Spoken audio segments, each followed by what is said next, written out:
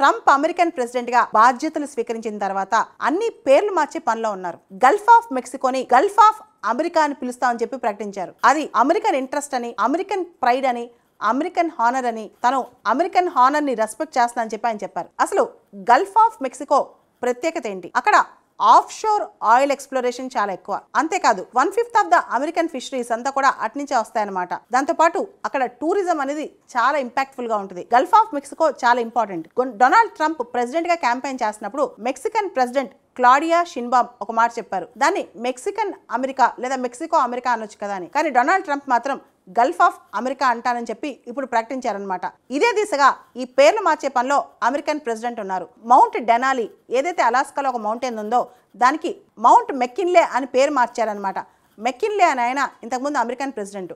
ఆయన కూడా expansionist policy చాలా ఫాలో అయ్యేవాళ్ళు. అంతేకాదు టారిఫ్స్ కూడా బాగా పెంచేవాళ్ళు. ఇప్పుడు డొనాల్డ్ ట్రంప్ మెక్సికో పైన, కెనడా పైన టారిఫ్స్ పెంచబోతున్నారంట. 25% టారిఫ్స్ బాగా వేయబోతున్నారంట. ఈ విధంగా ప్రకటనలు కూడా జారీ చేస్తున్నారు. ఈ మెక్కిన్లే ఎవరైతే అమెరికన్ ప్రెసిడెంట్ ఉన్నారో ఆయన స్పానిష్ అమెరికన్ వార్ 1898 తర్వాత క్యూబా, హవాయ్ ఇలా ఏవైతే స్పెయిన్ రూల్ టెరిటరీస్ ఉన్నాయో అవన్నీ ఎక్స్పాండ్ అవుతూ ఆక్యుపై చేశారనమాట. ట్రంప్కి ఈ మెక్కిన్లే ఇన్స్పిరేషన్ అనమాట. అందుకనే ఆయన ఇన్స్పిరేషన్తో ఇప్పుడు మౌంట్ మెక్కిన్లే అని చెప్పి మౌంట్ డెనాలిని రీనేమ్ చేశారనమాట.